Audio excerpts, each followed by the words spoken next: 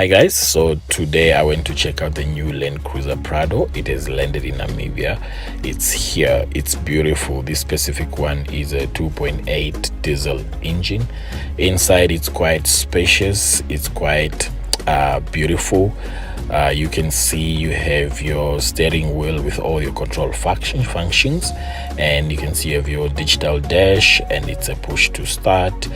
You have your select mode, and then you have your second gear start. That's if you are in follow, you can start in your second gear. You have the crawl mode, you have your fancy handbrake there, and you got your diff lock. You have you can see that Prado, they are all 4x4 full time. It's in H4, and yeah, it looks beautiful. You got your touch screen radio, and at the back you can easily just open up the little window if you don't want to open the entire door to put in something, your bags or your little items, or you can open the entire door at the tap of a finger, and also by closing it, you just tap the door and it closes. In the back it's a 7-seater. You have the other 2 seats.